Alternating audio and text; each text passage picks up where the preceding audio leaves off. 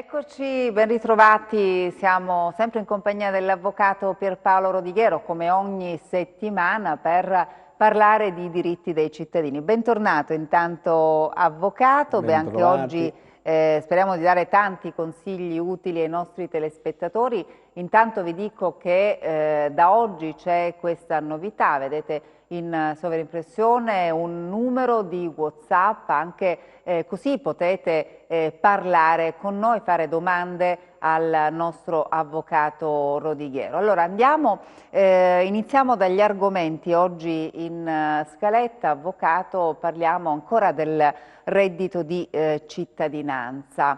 Beh, c'è il rischio che questa carta, no, che consente di avere un tot di soldi al mese, possa essere sospesa. Perché? Che cosa sta capitando?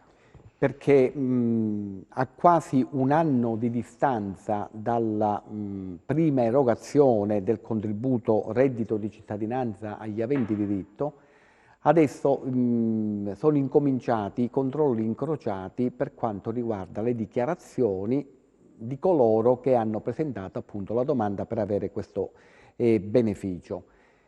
Ricordiamo, forse abbiamo dopo... già una telefonata, pronto? Pronto? Pronto? Eccoci signora, da dove ci chiama?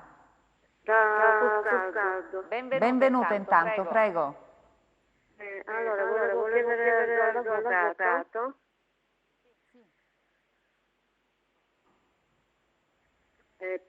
Si sente? Sì, la sentiamo signora. Cosa voleva chiedere all'avvocato?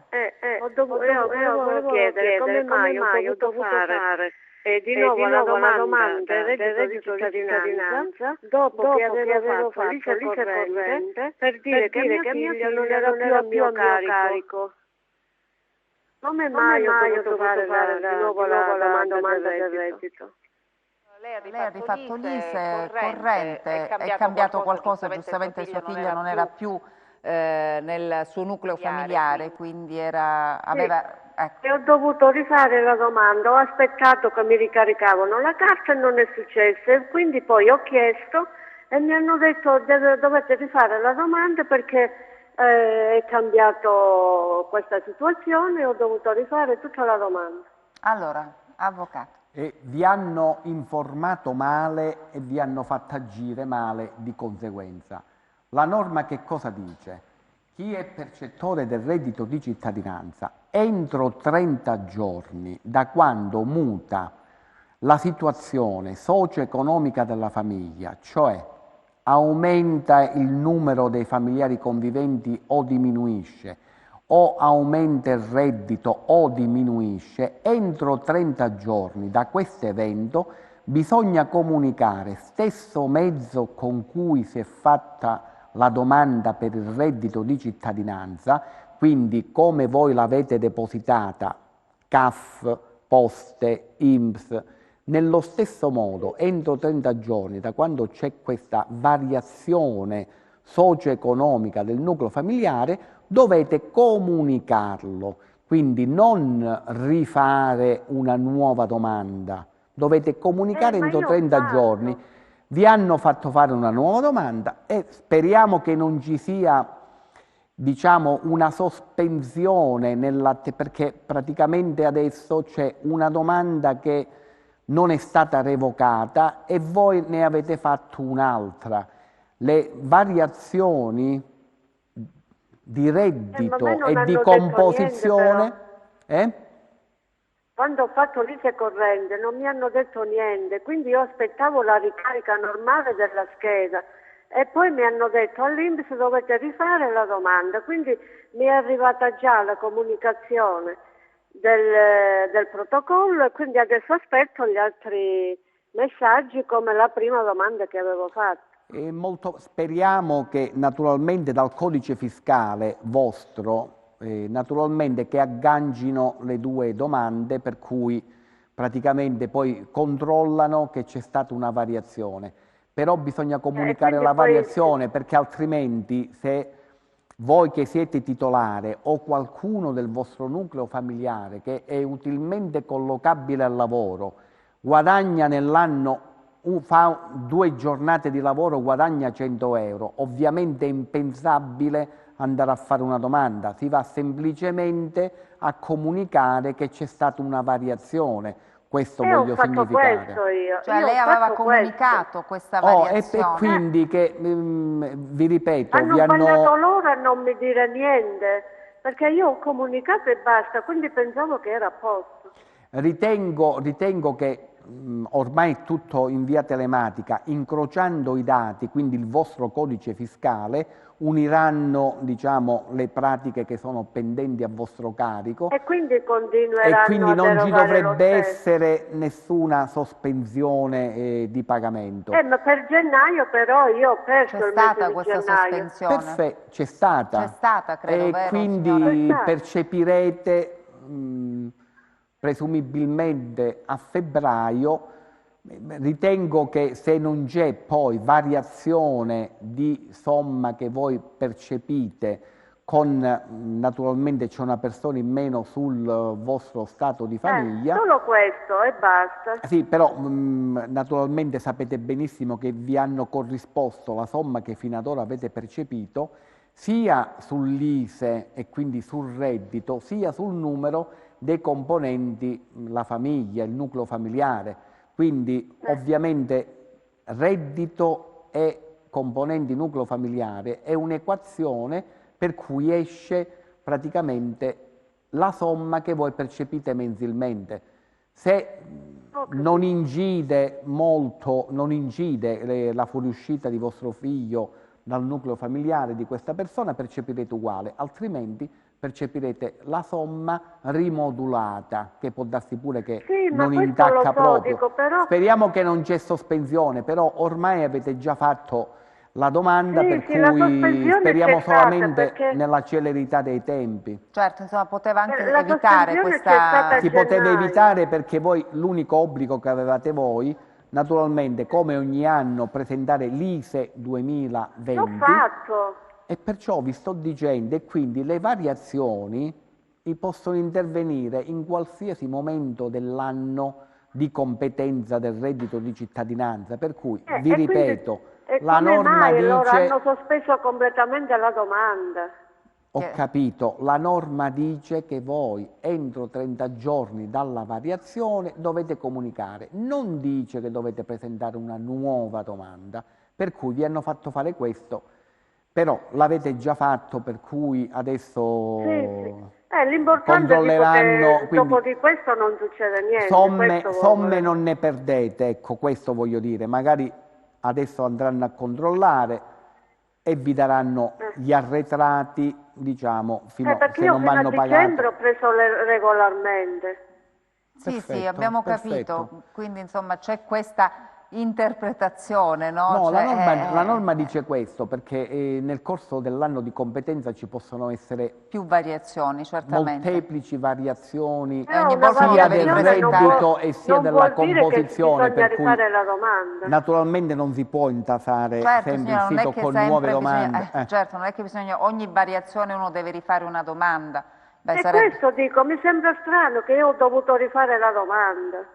beh, Però questo è, vi ho detto com'è la norma, però vi ripeto, dal codice fiscale loro risalgono esattamente, ormai è tutto quanto diciamo in via telematica, Ho per cui capito. risaliranno alla vostra situazione, per cui non certo, poi L'importante è che uniranno le io... due domande e andranno a vedere che c'è stata questa variazione certo, ci di faccia sapere L'importante è che però, io ho composizione. signor, fatto il mio dovere, quindi non è che... Voi siete sicuramente. immune da censure. Poi ci faccia sapere comunque come evolve questa situazione. Il numero di protocollo mi è arrivato, quindi evidentemente stanno rivedendo di nuovo No, la avete domanda e poi fatto arriverà. praticamente Ripartita la l'iter, procedura. proprio l'iter, come se voi aveste presentato una domanda ex novo, come se non ci fosse un Ho passato, capito. mentre invece c'è un passato vostro di E reddito quindi di loro adesso cittadinanza. devono controllare loro. Sì, ma controllano, diciamo, ecco, online, diciamo, ormai è tutto quanto computerizzato, per cui non devono prendere il cartaceo. È arrivata questa domanda sul codice fiscale, vanno a vedere se c'è qualche qualche E cosa quindi e si c'è la accorgeranno. possibilità che a gennaio me lo ridanno, il mese Ma che ho perso? non ne perdete somme, signora, è semplicemente che c'è stato, proprio per questo, c'è stata questa sospensione. Ho capito. Va bene signora, ci faccia sapere. Grazie, arrivederci, Grazie, quindi la signora ha fatto diciamo, il suo dovere, ha comunicato la Ha variazione, fatto molto di ha più. fatto anzi molto di più, invece chi non fa proprio tutto, come dicevamo, può... Sì, soprattutto adesso noi sappiamo che praticamente sia per la ritardata presentazione dell'ISEE e anche se non viene rifinanziato il capitolo di spesa, ci può essere qualche ritardo o sospensione momentanea dell'erogazione della mensilità del reddito di cittadinanza. Molte telefonate sono arrivate perché invece è stato sospeso così senza nessuna giustificazione e praticamente l'INPS con circolare ha chiarito che i controlli incrociati che fanno sulla posizione, quando si accorgono che qualche, diciamo, dato è stato depositato non in conformità alla legge, forse dopo... concludiamo, sì. poi intanto Sì, salutiamo chi è in praticamente- linea e sì, concludiamo, altrimenti poi rimane sempre in sospeso. Pronto? Pronto? Pronto? Ecco, un attimo concludiamo il discorso su questa sospensione del reddito di cittadinanza, poi saremo subito da lei. Rimanga con noi. Allora, Va avvocato. bene, grazie. In poche parole, se benché chi percepisce il reddito di cittadinanza rimane nei limiti di 9.386 euro annui di ISEE, quindi di reddito ISEE, ma ha dichiarato qualcosa che non corrisponde al vero, benché entro i limiti, diciamo, di reddito, anche in quel caso, siccome non è puntuale e precisa le dichiarazioni, cioè quello che ha dichiarato nella documentazione, viene sospeso, di fatto viene sospeso e poi bisogna rifare l'istruttoria. E così anche per molti errori, diciamo, formali, ecco, senza dolo, però assolutamente formali, adesso, ripeto, a distanza di un anno stanno procedendo proprio alla se la formalità della presentazione delle domande di reddito di cittadinanza nella documentazione è in aderenza a quello che dice la norma o meno. Dove ci sono delle difformità sospendono. Quindi Per questi cui, sono i ecco, motivi i di motivi molte perché ne sospensioni. stanno sospendendo molte, perché diciamo non si trova quanto dichiarato con la documentazione depositata. Salutiamo che è in linea, intanto grazie per la pazienza. Da dove chiama? Pronto, buonasera. Chiamo da Reggio Calabria. Benvenuta, grazie signora. Grazie a lei. Senti, volevo fare una domanda all'avvocato. Prego. Io anni fa mia sorella ha fatto domanda di invalidità e poi è stato fatto il 50% come si chiama? Del grado di invalidità. Poi abbiamo fatto ricorso e poi a ottobre ho passato la visita, c'è la visita. Hanno fatto la revisione degli accertamenti. Poi sono arrivati due, come si chiamano qua? Dunque, i due giudizi, no? Come si dice? Allora signora, io non ho capito bene, il non so se... verbale, ecco. No, Mi sono arrivati i verbali, sia del 104 e sia della domanda di validità. E qua mi dice grave giudizio conclusivo, grave invalidità, portatore di handicap ai sensi dell'articolo 3,1 L52 904. Però a ottobre ora non ho avuto nessuna risposta.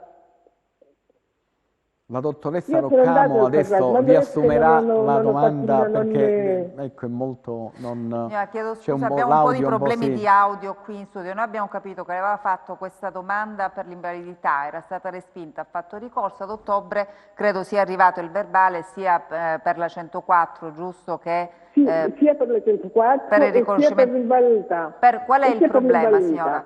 Allora, il problema è che a ottobre ora io non ho ricevuto niente. non sono arrivati i soldi, insomma, dell'indennità di accompagnamento. Ma bisognava fare domande perché l'avvocato che ha fatto il ricorso... No, indennità di accompagnamento, signora, indennità di accompagnamento mi sembra no, perché gli hanno dato l'articolo 3,1, non l'articolo 3,3, non è... Non c'è l'indennità, quindi in E questo perciò caso. mi sembra che indennità di accompagnamento lei non l'ha chiesta o perlomeno dall'articolo che mi ha citato non le è stato riconosciuto. Qua mi dice del guardia civile mi dice medio grave 67,99. 77,99 la percentuale. 67,99. Sì. È il 99? Sì. Però non le hanno riconosciuto la gravità. Non è articolo 3,3, è comma 1. Perché l'articolo 3,3 facciamo capire anche i nostri... Gravità, la massima gravità. L'indennità di accompagnamento. No, però se l'ha chiesta la signora. Voi avete la visita, signora, scusate che c'è qualche problema di audio. Voi avete, la commissione di prima istanza INPS ha sottoposto a visita vostra figlia. L'esito di questa visita non vi ha accontentato, quindi lo avete impugnato, questo verbale, presso il tribunale, vero? Sì. Okay. Adesso...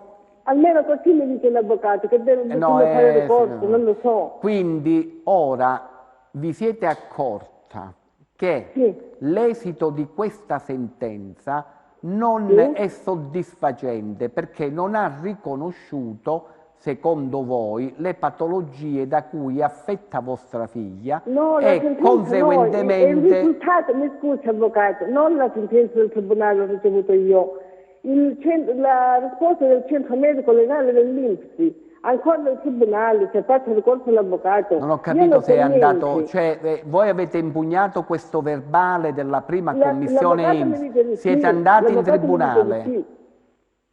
Siete andati in tribunale, giusto? E qual è l'esito? No, che cosa è uscito? Da nessuna parte, l'avvocato mi ha detto di sì. L'avvocato comunque se c'è stato un ricorso credo che sia comunque sia andato c'è stato un ricorso e l'esito di questo ricorso qual è? Allora, no, la visita, adesso non ho avuto niente io. L'esito della visita ho io qua. Non ha avuto niente? Sia dell'invalidità civile, 67,99 e poi grado giudiziario conclusivo. Grado di invalidità lo portatore di handicap ai sensi dell'articolo 3,1 numero 104. Sì, questo è il verbale. Io l'ho portato all'avvocato, l'avvocato mi dice che la devo presentare al tribunale, però è da ottobre, io non ho ricevuto ancora niente. Nessuna risposta, non di denaro, nessuna risposta. Io non so se ha fatto opposizione, poi... Io non riesco a comprendere. Abbiamo questo problema di audio in studio, facciamo difficoltà con l'avvocato, chiediamo scusa signora, ma a volte capita con le telefonate in diretta. Sì, la dottoressa sicuramente, ecco... Abbiamo un po' di difficoltà, ecco, volevamo capire se è stata fatta questa richiesta per avere anche l'indennità di accompagnamento, è stata riconosciuta l'invalidità, è stata fatta la richiesta? Sì, la richiesta sì, e la risposta è stata portatore di handicap ai sensi dell'articolo 3,1, numero 104. Questa è la risposta della 104 e vi accompagno. Allora, comma 1. Vabbè, non è gravità. Comma 1, sì. Non è gravità. Voi non siete contenta di ciò? No, non ho ricevuto nessuna risposta, non lo so il perché. Allora, signora, le posso chiedere una cosa, una cortesia, se può allontanare un po' la cornetta, spegnete la televisione, spegnete la televisione, allontanate la cornetta del telefono perché stiamo avendo un po' di difficoltà a capire bene. Se può allontanare un po' la cornetta del telefono dall'orecchio, forse ci sarà meno rimbombo qui in studio. Io ho sempre il televisore praticamente, c'è il televisore. Allora, riepiloghiamo. Forse non mi sono spiegate, non mi sono spiegate io sicuramente. No, chiediamo scusa, non riusciamo a capire bene noi da qui perché abbiamo questo problema proprio di linea, semplicemente per questo signora. Voi avete... Allora, io il 18 ottobre sono andata a Reggio Calabria presso il centro medico legale dell'INPS. Il medico legale dell'INPS? Sì, a Reggio Calabria. Ora, io sono andata il giorno 18, ai primi di novembre mi è arrivata la risposta della revisione degli accertamenti sanitari. Perfetto, dall'INPS. Revisione, accertamenti sanitari. Allora, ai primi di novembre, dunque, per l'handicap mi è arrivata grado di invalidità, portatore di handicap ai sensi dell'articolo 3,1 e questa è la risposta del grado di invalidità della 104. Io ho le carte in mano. Poi glielo faccio vedere all'avvocato, poi dell'avvocato civile mi hanno dato 67,99. Ma l'avete impugnato questo, signora? L'avvocato mi dice di sì, però ora sono passati quasi 4 E allora mesi. ci fermiamo, signora, che vi spiego Sì. che cosa succede. Ditemi. Sì, perché c'è qualche problema di linea. Allora, voi avete fatto bene se l'esito della visita della commissione di prima istanza dell'INPS non è soddisfacente per le patologie che c'ha vostra figlia. Quindi questo esito, questo verbale, entro 6 mesi da quando vi è stato comunicato, deve essere impugnato davanti al tribunale competente per territorio dove voi siete residente, Tribunale Lavoro e Previdenza. Perfetto. Cosa succede? Il giudice nomina un medico legale che va a vedere se quello che ha detto l'INPS è giusto o meno e se invece quello che voi avete chiesto deve essere accolto, cioè voi avete chiesto un'invalidità maggiore, un accertamento della gravità ex legge 104,3, articolo 3,3, quindi di gravità, e quindi esce poi un provvedimento del giudice che dice se accoglie la vostra richiesta o meno. Una volta che prima che diventi esecutivo questo provvedimento del giudice, quindi prima di omologare, si chiama, il giudice concede alle parti, concede alle parti 30 giorni per contestare, quindi per reclamare, per impugnare questo che il giudice ha trasmesso alle parti, prima che diventi definitivo con l'omologa. Per cui se voi quello che è uscito dal tribunale non siete contenta, avete avuto 30 giorni di tempo per reclamare questo provvedimento e si passa ad altro giudice per contestare quello che ha detto il consulente che è stato nominato dal giudice. Ecco. Ho capito. Quindi quello che vi consiglio però, rivolgetevi al vostro avvocato o a un patronato, perché praticamente sono questioni squisitamente tecnico-processuali che magari è meglio che vengano valorizzate da soggetti che sono terzi, diciamo. Signora, io devo andare pochi secondi in pubblicità, so che voleva fare qualche altra domanda, quindi se vuole... Allora, signora, io devo dare la linea alla regia, può rimanere in attesa, quindi al rientro poi potrà fare l'altra domanda all'avvocato. Rimango in linea. Ok, a tra poco.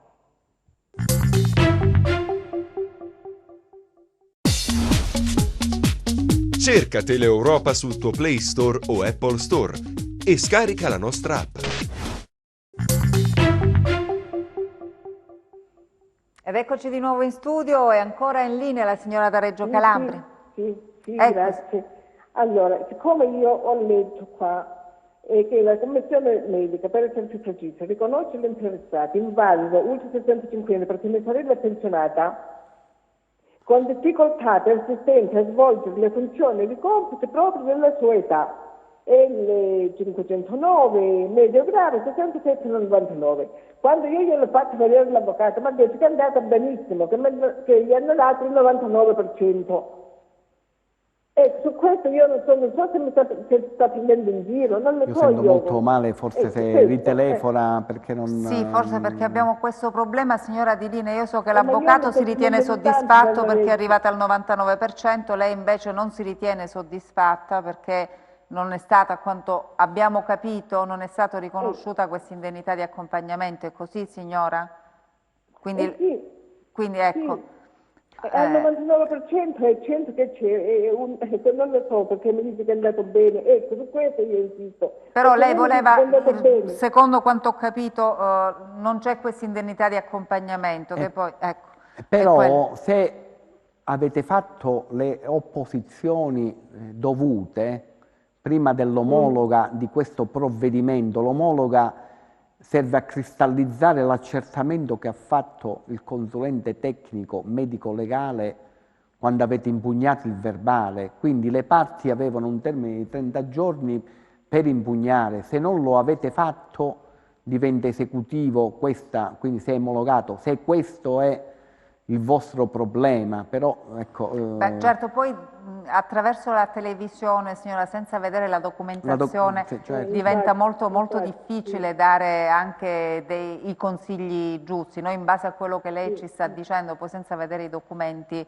è un po' più complicato, quindi chiaramente... Perché il 50% gliel'hanno dato 6 anni fa, il 50% di invalidità. Sì, abbiamo Ma capito, voi portatela a un patronato, qualsiasi patronato vicino a casa vostra, patronato che fanno previdenza, gratuitamente portate, se avete qualche carta, insomma, che sanno esattamente, ecco, come muoversi. Ecco. come vi ho spiegato io la stessa cosa, però magari, ecco, se c'è un contatto diretto forse è meglio, Con la signora. documentazione chiaramente è meglio, signora. Poi chiaramente ci faccia sapere, io la saluto perché abbiamo tante altre telefonate in attesa.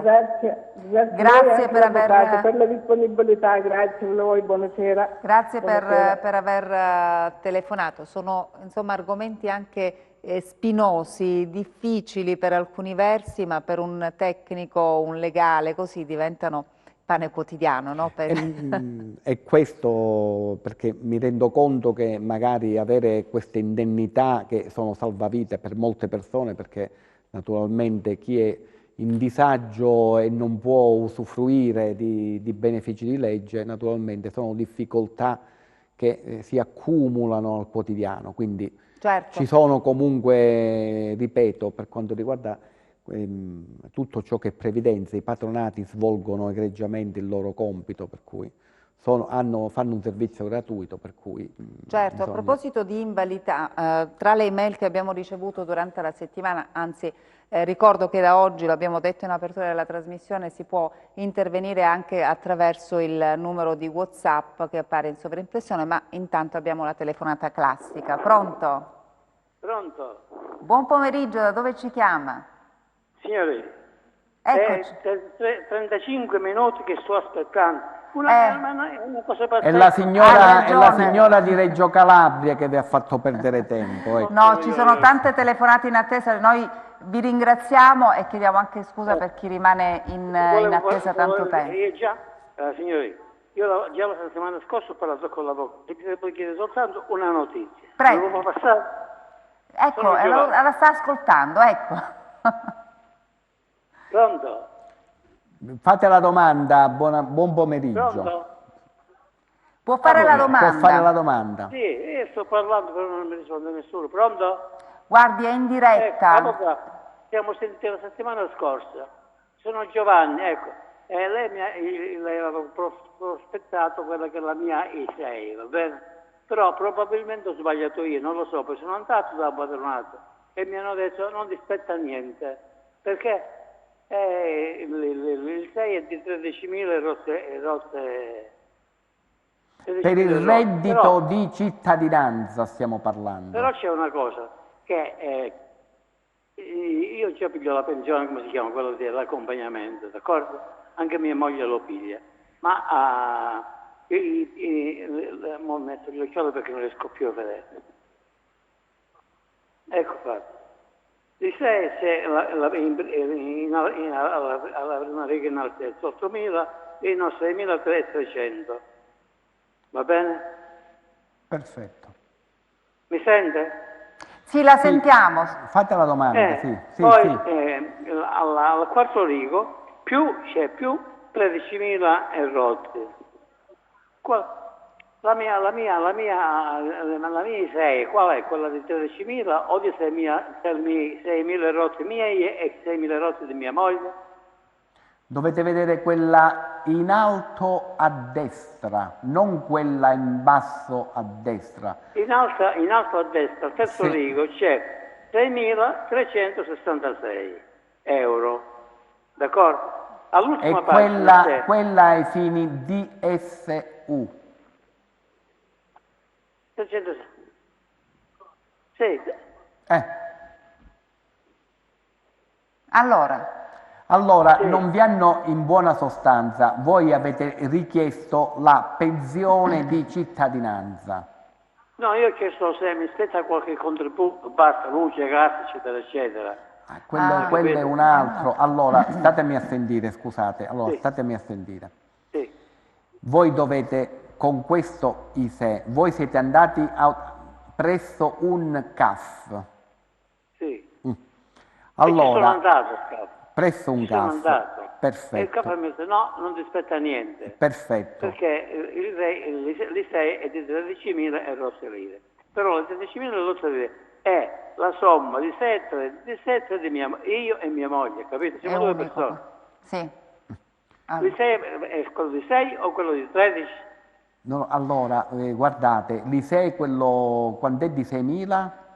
6.000 e passa, insomma, più cumulato con quello della moglie arrivano a 13.000 euro. Oh. Brava, a 13.000 euro. Voi quando cumulato, scusatemi un attimo, siete nello stesso stato di famiglia con vostra moglie? Pronto? Pronto? Sei pronto? Ascolta. Sì, chiedeva l'avvocato. È un nucleo familiare unico. 2 persone, io e mia moglie. Sì, ma è un nucleo familiare perché vostra moglie cumula, cioè l'ISEE esce ed è una sola voce per il nucleo. L'ISEE è una sola voce per il nucleo familiare, non è che c'è cumulo. Nello stesso ISEE voi trovate praticamente il cumulo dei redditi di qualsiasi natura essi siano, per cui se a seconda della domanda che voi volete fare superate quel limite di reddito e il CAF lo può vedere, vuol dire che siete fuori, quindi non c'è molto da andare a impugnare, diciamo, perché lì sono limiti di legge, perché se avete superato i 65 anni e no, avete... 84 no, dottore. Cosa? 84. 84. Se 84. avete un limite 84, se siete sotto gli 8.000 euro, per esempio, siete esentati dal pagare il canone RAI, per cui questo potete fare la domanda presso il CAF e non pagate il canone RAI. Bravo. Sì, siete naturalmente... Andate a verificare perché 6.000 e tanti euro, adesso non mi ricordo esattamente i centesimi, potete usufruire della social card che sono 40 euro mensili che vengono corrisposti bimestralmente. Però siccome qui stiamo parlando, sono praticamente questi parametri economici, sono per legge. Se questo CAF non vi soddisfa, andate da un altro. Adesso per l'età vi ho detto potete tranquillamente non pagare il canone RAI, però le domande anche fatevele fare tramite CAF. Se questo CAF vi sembra che è un po' sbrigativo e non vi ha dato una buona, diciamo, consulenza su quello che potete fare o meno, rivolgetevi a un altro. Però questo è... Sono abbastanza pratico nella vita e rispetto alle persone. Questo signore si è permesso a dire che lei non capisce niente. Cioè no, allora vabbè, andatevene perché... Già per questo deve cambiare. Già per questo cambiate, andatevene perché diciamo non... No, adesso no, tu puoi fare, mi ha detto, puoi fare per il gas, per la luce, per la spazzatura e anche per la televisione. Allora, come diceva l'avvocato, poi noi senza vedere le carte, io lo ripeto anche a lei, è difficile, ecco. Sì, ma le misure di legge ma sono io- di legge, i certo. parametri di legge Bisogna non vedere vanno, non vanno ISEE a quanto interpretati. ammonta. Se ci sono, No, ma ci in sono, questi se giorni no, qua, no. Cambiate vado CAF. proprio all'ufficio dell'avvocato, vado. No, allora, no. Allora, gratuitamente ci sono CAF, patronati che svolgono egregiamente questo lavoro in forma assolutamente gratuita, sono su tutto il territorio, per cui sono deputati proprio a fare questo. Vi fanno anche la domanda online, dove ci sono i requisiti, vi fanno anche la domanda online, perché il vostro riferimento di elezione è CAF o patronato. Certo, e poi a prescindere nessuno si può permettere di dire ad Di un'altra rispondere persona in questo modo, di certo. rispondere in questo modo. Assolutamente questi sono comportamenti che... È stato super scorretto, come si permette? Allora Non lei conosce deve chi è. cambiare. Molto perché scorretti e certo che veramente cambia, maleducati, certo che cambia. costumati. Siamo con lei perché assolutamente non si risponde in questo modo a nessuno, assolutamente. Sì, ma ecco, signoria, mi stia sentendo che dico una cosa. Ci sono delle persone, dei professionisti, che fanno i furbi. Mi volevo portare e dire, guarda, facciamo la revisione della pensione. Ma che serve la revisione della pensione? Non ho capito io. Perché probabilmente, no? Sulla pensione, facendo la revisione, patrocinato, lei, diciamo, come dicono al mio paese, acchiappate più. È chiaro, signore? Ho capito. Ci siamo capiti. Allora, Vi consiglio di farvi un giro presso altro ufficio. Sì. Va bene, poi ci faccia sapere. Io la devo salutare perché purtroppo il tempo è quello che è. Grazie, arrivederci. Grazie comunque per aver telefonato. Stavo dicendo prima, abbiamo avuto un'email che riguarda proprio la domanda per ottenere l'invalidità civile, una domanda fatta ad aprile dello scorso anno, la visita effettuata a maggio sempre dello scorso anno e poi il silenzio. Non si sa se è andata a buon fine o meno. Allora, l'esito, la telespettatrice, quella che ha scritto, lo avrà perché deve essere comunicato ai sensi di legge, non viene una semplice lettera così, può solamente sollecitare la commissione di prima istanza INPS per evadere, diciamo, questa pratica. Quindi, diciamo, i tempi sono lunghi, mi rendo conto perché c'è un grosso ritardo, però può solamente sollecitare. La comunicazione viene effettuata, quindi questo non c'è problema. Però, diciamo, un sollecito e poi leggere attentamente, 6 mesi se non è d'accordo per impugnare, insomma, poi c'è tutta la trafila se non è soddisfacente, diciamo, l'esito della visita della commissione di prima istanza. Abbiamo un'altra telefonata intanto, pronto? Sì, pronto? Salve, da dove ci chiama? Da Catanzaro. Benvenuto, Volevo prego. dire all'avvocato, per quanto riguarda il reddito di cittadinanza, quando c'è scadenza uno lo deve rinnovare, che cosa deve fare? Lei già percepisce il reddito di cittadinanza? Sì.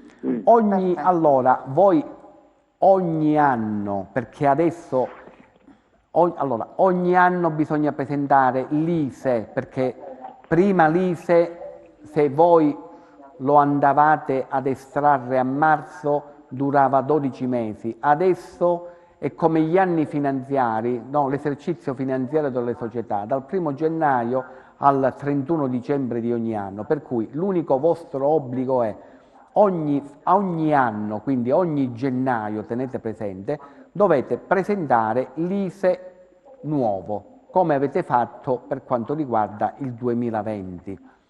E quindi questo è l'unico obbligo. Se poi nel corso... L'ho presentato, l'ho già presentato. E solamente questo dovevate fare.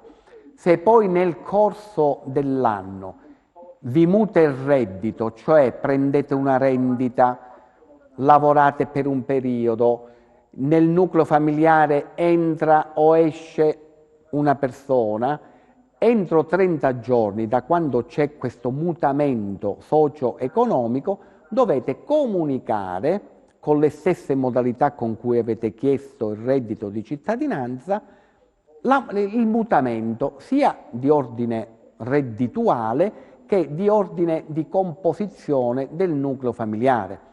Tenete presente, altro obbligo qual è? Voi sicuramente avete dato l'adesione per i lavori di pubblica utilità, tranne che non avete patologie tali da essere, diciamo, in astensione da questo. Cosa voglio dire?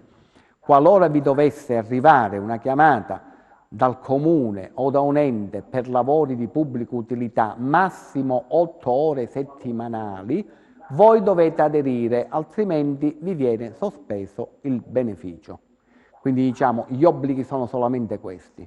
Quindi se avete fatto tutto, insomma, dovreste continuare a ricevere mensilmente. Tranquillamente lo continuerete a percepire, però questi sono gli obblighi di legge. Sostanzialmente è solamente uno, ogni anno presentare l'ISEE nuovo. E comunicare eventuali variazioni che potrebbero intercorrere nel corso dell'anno. Va bene? Grazie per aver telefonato. La ringrazio. Grazie. Parliamo delle notifiche delle cartelle esattoriali. Cambiamo un po' l'argomento, no? Sì, cambiamo l'argomento che però è di interesse di tutti i cittadini, perché ora sono intervenute delle sentenze, perché c'è stato il problema anche di molti telespettatori che praticamente si sono visti notificare delle sentenze cambiando dimora abituale, quindi residenza, perché la residenza è collegata alla dimora abituale, no? Perché altrimenti si commette un illecito penale, ecco, non si può cambiare la residenza e si abita da un'altra parte, quindi diciamo cambiando residenza e quindi mettendo sul servizio postale il seguimi, cioè che praticamente notificano al vecchio indirizzo e la posta arriva al nuovo, finalmente è intervenuta che praticamente questo tipo di notifica è nulla, cioè chi legalmente cambia residenza e quindi comunica all'anagrafe il cambio di residenza, bisogna fare le notifiche, in questo caso delle cartelle esattoriali, all'indirizzo che risulta all'anagrafe, quindi non al vecchio indirizzo che poi con la posta seguimi arriva al nuovo. Quello è giudicato nullo, quindi diciamo non bisogna impugnare, però sono nulle, diciamo, queste cartelle.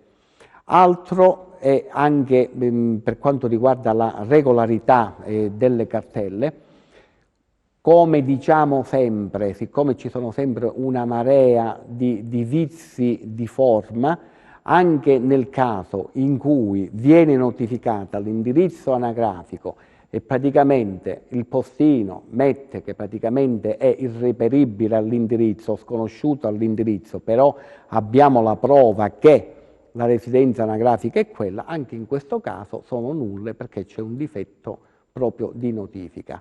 Quindi bisogna stare attenti, no? Come diciamo sempre, diciamo, ciò che è inserito nelle cartelle esattoriali, cioè tutto quello che diventa tassazione, sì, può concludere. Tutto quello che diventa tassazione bisogna pagarlo, però dobbiamo andare a vedere se l'ente che ci chiede queste somme è decaduto dal diritto, si è prescritto il diritto, ci sono dei vizi, per cui ogni volta prima di andare a pagare o preoccuparsi, fare vedere queste cartelle a un tecnico.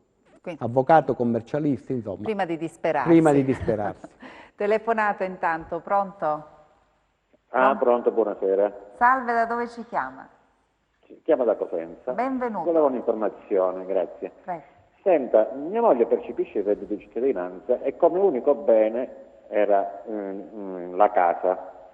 Adesso la casa ha avuto la perdita di possesso, per pignoramento, eccetera.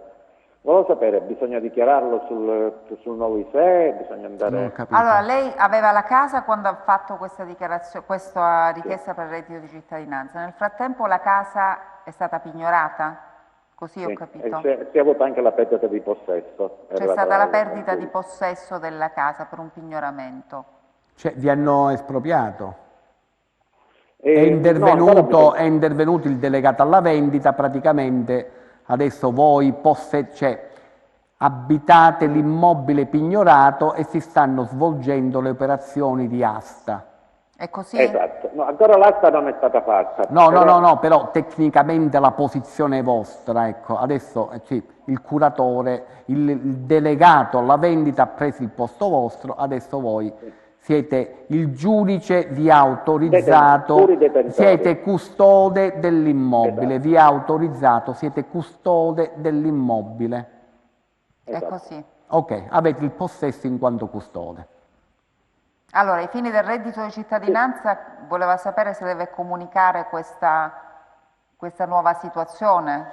Allora, voi dovete comunicare questa nuova situazione soltanto se in merito a questa, alla proprietà di questo immobile, se pagavate mutuo o meno. Se pagavate mutuo, voi avevate in aggiunta a quello che vi spettava come reddito di cittadinanza una quota a titolo di pagamento rata mutuo. È ovvio che non pagando, perché sicuramente, cioè, se non c'è più questa esigenza, perché siete in costante di esecuzione immobiliare, quindi non so se per il mutuo che vi hanno fatto decadere dal beneficio quindi vi avranno fatto decadere dal beneficio del termine e quindi stanno eseguendo.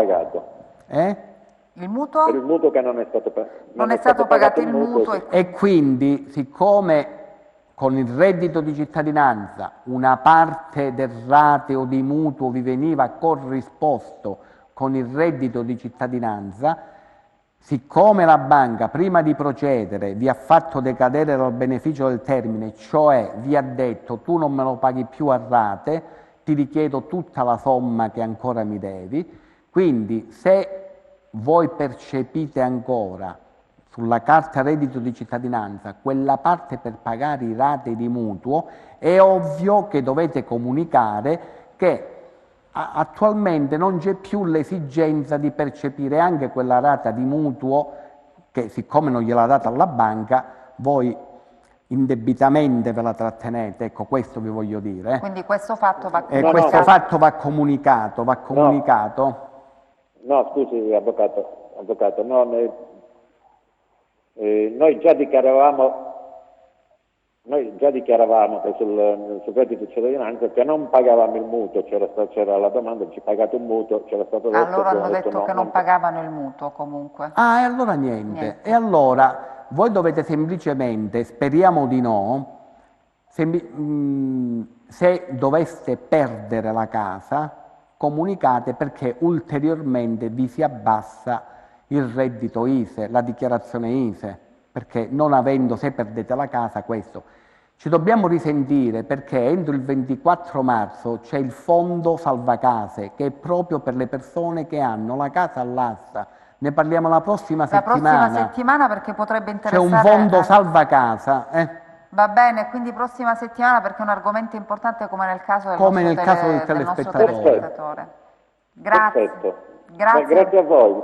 Ci vediamo prossima settimana, il tempo a nostra disposizione è terminato, allora grazie come sempre all'avvocato Pierpaolo Rodighero. Prossima settimana apriremo proprio con questo argomento molto importante che, ahimè, interessa molti nostri telespettatori, molte persone che rischiano di perdere la casa, un bene che potrebbe essere una questione di socialità. Ne parleremo la prossima settimana, grazie ancora e grazie anche a voi, alla prossima, arrivederci.